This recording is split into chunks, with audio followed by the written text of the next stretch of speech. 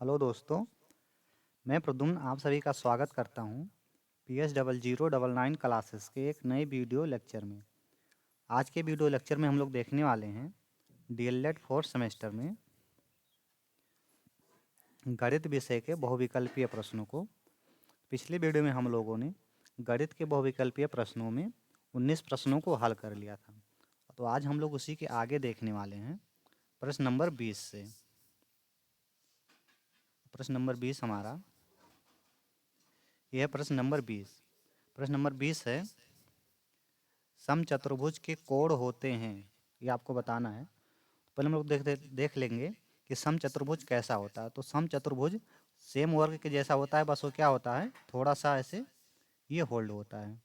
इसकी सारी भुजाएं क्या होती हैं, बराबर। अगर ये 5 सेंटीमीटर का होगा तो ये भी 5 सेंटीमीटर का होगा, ये भी 5 सेंटीमीटर का होगा, ये भी 5 सेंटीमीटर का होगा।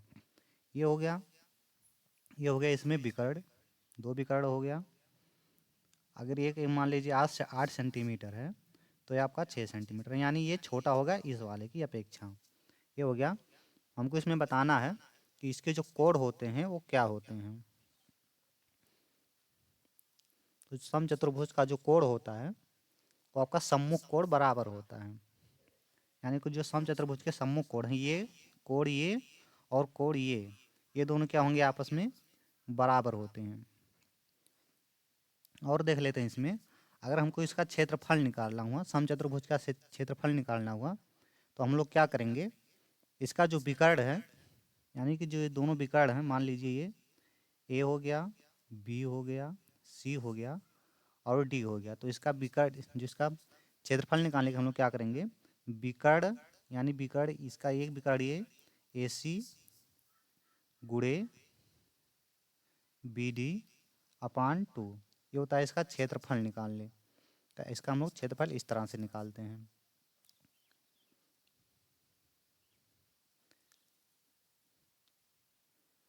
नेक्स्ट देखते हैं क्वेश्चन नंबर 21। आयत के विकर्ण परस्पर होते हैं। जो आयत होता है उसके विकर्ण परस्पर कैसे होते हैं, चलिए देखते हैं। जो आयत का विकर्ण होता है वो परस्पर क्या होते हैं, बराबर होते हैं। Next question, question number 22। किसी चतुर्भुज के सम्मुख भुजाओं का एक युग्म समांतर है, वह चतुर्भुज होगा। यानी कि कोई भी भुजा होगी, कोई भी चतुर्भुज होगा, यदि उसके सम्मुख भुजाओं का युग्म परस्पर समांतर होता है तो वो भुजाएं, तो जो चतुर्भुज होता है वो कौन सा चतुर्भुज कहलाता है। तो चतुर्भुज आपका होता है समलंब चतुर्भुज। ये समलंब चतुर्भुज का परिभाषा दिया गया है। यानी समलंब चतुर्भुज वह होता है जिस चतुर्भुज में सम्मुख भुजाओं का एक युग्म परस्पर समांतर होता है। समलंब चतुर्भुज आपका कुछ इस प्रकार से बनता है। ये आपका हो गया समलंब चतुर्भुज, इसको हम लोग नाम दे देंगे ए बी सी और डी। ये हो गया आपका समलंब चतुर्भुज। Next question, question number 23। वर्ग की चारों भुजाएं होती हैं। तो कोई वर्ग है, उसकी चारों भुजाएं क्या होती हैं।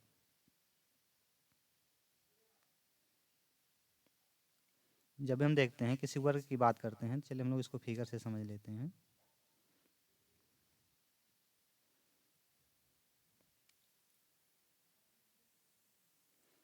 ये हो गया वर्ग, इसकी चारों भुजाएं क्या होती हैं। तो कोई भी वर्ग होगा तो उसकी जो चारों भुजाएं होती हैं वो आपस में बराबर होती हैं। यानी जितना ये होगा उतना ये होगा, उतना ही ये होगा और उतना ही ये होगा। तो इसकी चारों भुजाएं क्या होती हैं, समान होती हैं या बराबर होती हैं। अगर हम वर्ग के क्षेत्रफल की बात करें तो वर्ग का क्षेत्रफल अगर हम निकालेंगे तो ये आपका होता है ए का स्क्वायर। ए का स्क्वायर मतलब एक भुजा का स्क्वायर होता है, जितनी ये है। जैसे मान लीजिए इसका एक भुजा 5 सेंटीमीटर है तो 5 का स्क्वायर निकालेंगे तो ये आपका हो जाएगा 25। अगर हम वर्ग के क्षेत्रफल का बात करें तो वर्ग का क्षेत्रफल आपका होता है 1/2 इंटू ए सी गुणे बी डी। इसको जो हम लोग नाम कर लेंगे ए बी सी डी, तो इस प्रकार से इसका क्षेत्रफल हो जाएगा ये। नेक्स्ट क्वेश्चन की तरफ मूव करते हैं। Question number 24। क्वेश्चन नंबर 24 में थोड़ा मिस प्रिंट हुआ है, तो चलिए देख लेते हैं हम लोग इसमें छोटा क्या है। ये आपका है 21 सही 51/169। ये है, इसका वर्गमूल ज्ञात करना है। इसका वर्गमूल क्या होगा, चलिए देखते हैं इसके वर्गमूल को। पहले मैं आप लोगों को ऑप्शन बता दूं कि इसका ऑप्शन क्या है, फिर उसके बाद में हम लोग इसका वर्गमूल निकालते हैं। तो देखिए ऑप्शन इसमें ए दिया गया है, ये 5 सही में दिया गया है, बटे में 8/13 ये हो गया। बी का दिया गया है 4 सही 8/13। सी का दिया गया है 4 सही 3/13 और डी का दिया गया है 5 सही 5/13। अब इसको हमको हल करना है। इसको हल करने के लिए हम लोग क्या करेंगे, इसका इसमें मल्टीप्लाई कर लेंगे यानी यहाँ, और इसको प्लस कर लेंगे। तो चलिए देखते हैं क्या होता है। इसको इसमें गुणा करेंगे और इसको जब जोड़ेंगे तो ये आपका होता है 3600 बटे में 169। ये हो गया आपका इतना। अब हम लोग क्या करेंगे,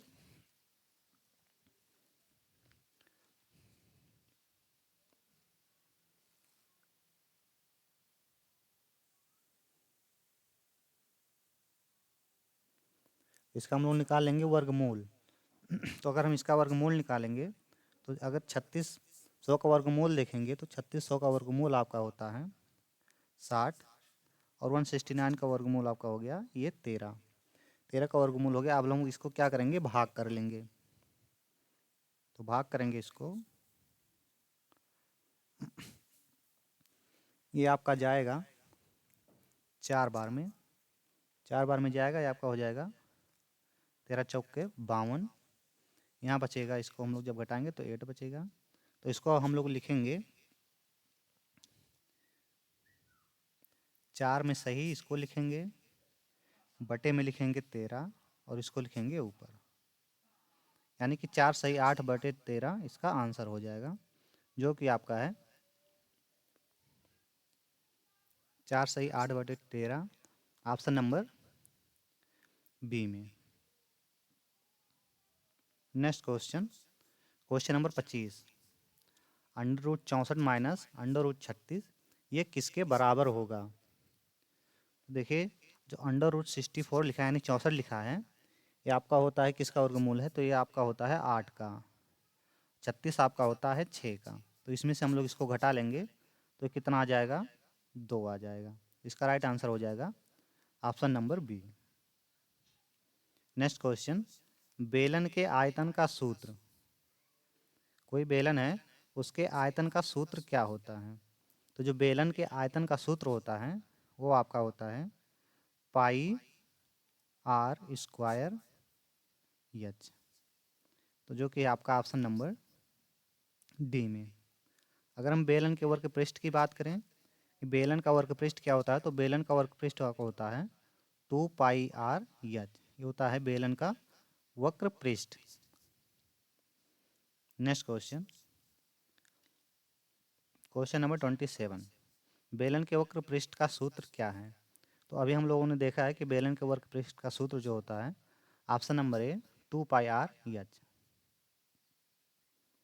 नेक्स्ट क्वेश्चन नंबर 28। बेलन के संपूर्ण पृष्ठ का सूत्र क्या है। तो जो बेलन के संपूर्ण पृष्ठ का सूत्र है वो आपका होता है बेलन के संपूर्ण पृष्ठ का क्षेत्रफल के सूत्र क्या होगा।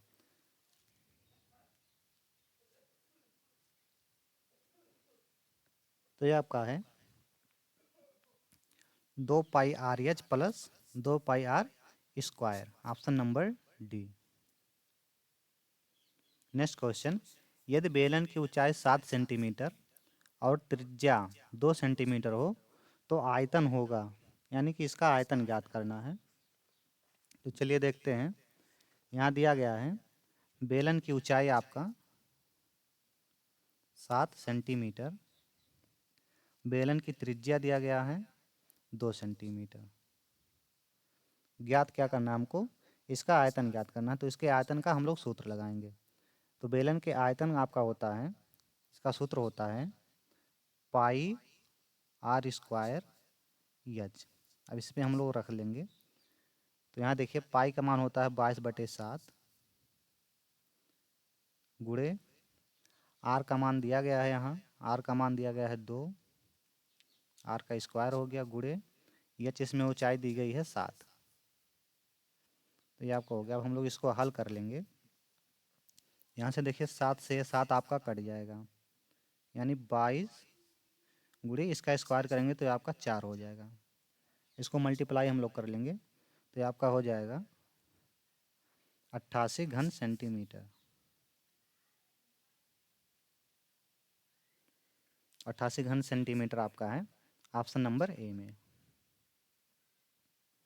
नेक्स्ट क्वेश्चन नंबर 30, पाई का मान क्या है। तो अभी हम लोगों ने जस्ट देखा है यहाँ पे कि पाई का मान आपका होता है यहाँ 22/7,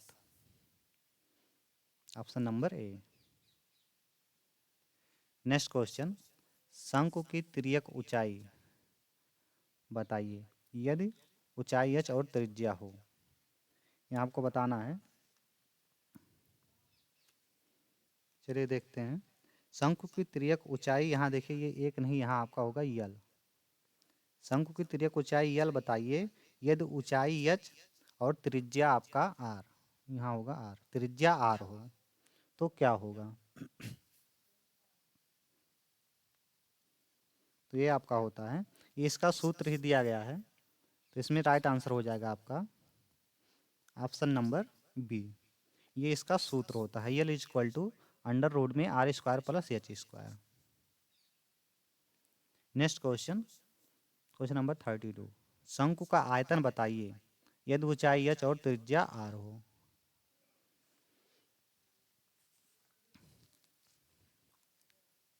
तो शंकु का आयतन बताइए तो ऊंचाई h और त्रिज्या r हो तो क्या होगा। तो ये भी होगा आपका ऑप्शन नंबर डी, v बराबर 1/3 pi r square h. Next question, एक पासे में कुल कितने परिणाम होते हैं।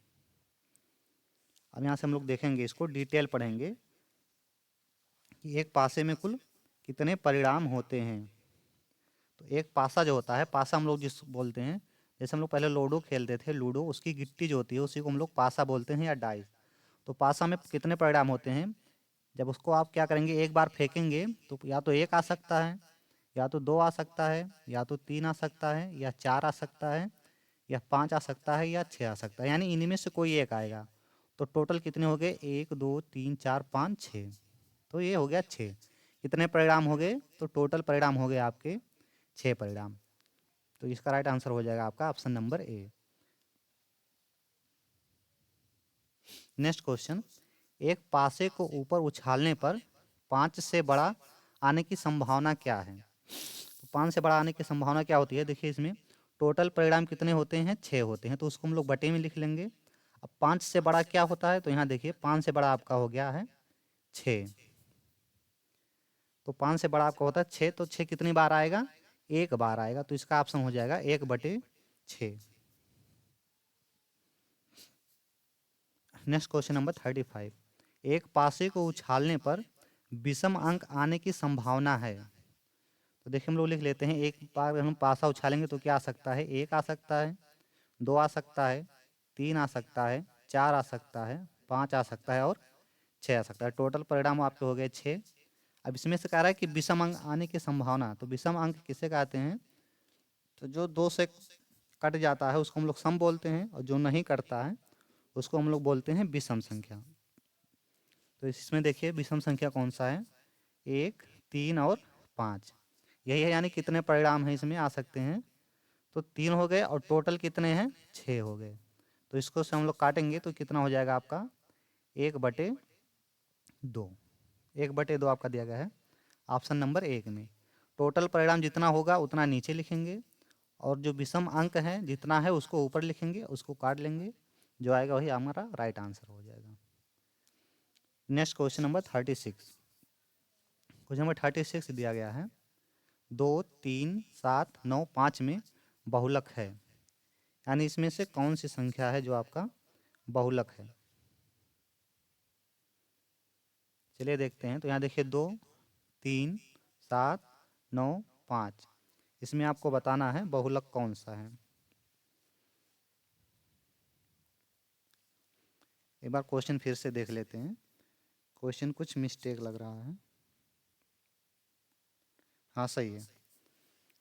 इसमें देखिए बहुलक पूछा है तो ऐसी कोई संख्या नहीं है जो मतलब अधिक बार आई हो। जितनी भी संख्याएं सब एक एक बार आई हैं, तो इसमें से इसका राइट आंसर हो जाएगा ऑप्शन नंबर डी, यानी इसमें कोई बहुलक है ही नहीं।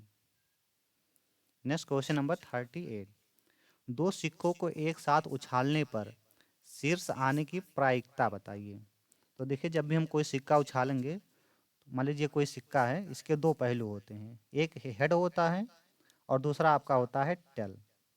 तो जब भी हम किसी एक सिक्के को एक बार उछालेंगे तो उसकी प्रायिकता क्या होगी, या तो हेड आएगा या तो टेल आएगा। यानी कि जब सिक्का एक बार उछाला जाएगा तो इसमें टोटल क्या बनेंगे, दो, जिसमें से हेड आ सकता है या टेल आ सकता है। अगर हम सिक्के को दो बार उछालेंगे तो क्या होगा, या तो हेड हेड आने की संभावना होगा, या तो हेड और टेल आने की संभावना होगा, या तो टेल और टेल आने की संभावना होगा, या तो टेल और हेड आने की संभावना होगा। यानी टोटल संभावनाएं कितनी बनी हैं, टोटल बनी हैं 4।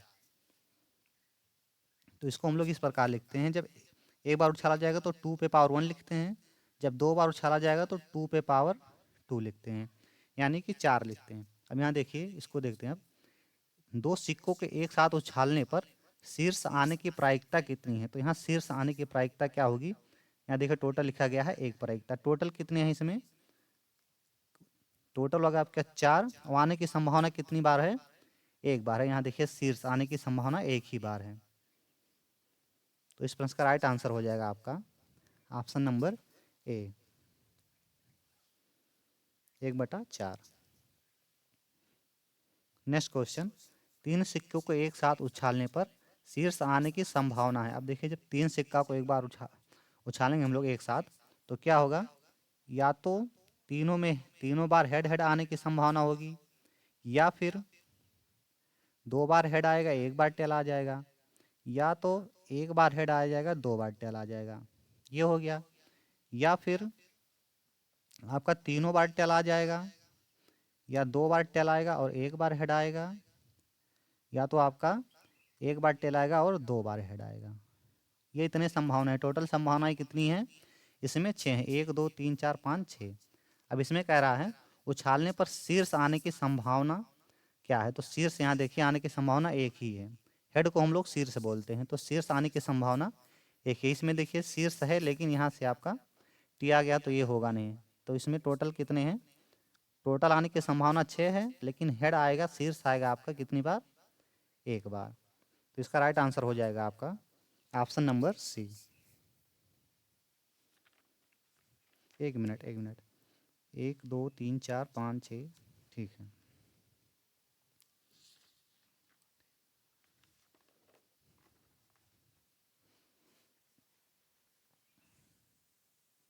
Next question, question number 40। 3 सिक्कों को एक साथ उछालने पर पुच्छ आने की संभावना है। तो जब 3 सिक्कों को हम लोग एक साथ उछालेंगे तो पुच्छ आने की संभावना आपका क्या होता है, तो वो हो जाएगा आपका 1/8। 1 मिनट, यहाँ मिस्टेक हो गया है थोड़ा सा, यहाँ आपका हो जाएगा,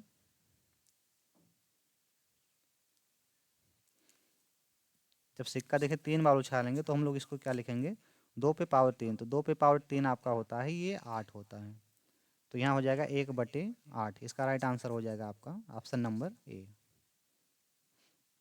अभी देखिए 3 बार सिक्का उछाला गया है, तो 3 बार उछालेंगे तो इसमें पुच्छ आने की संभावना कितनी बार होती है, 1 बार होती है। तो टोटल आपका हो गया 8, और आने की संभावना 1 बार है। तो इसका राइट आंसर हो जाएगा आपका ऑप्शन नंबर ए। अगर हमारी वीडियो आपको पसंद आई हो तो चैनल को सब्सक्राइब करें और अपने दोस्तों के साथ शेयर करना ना भूलें। जय हिंद।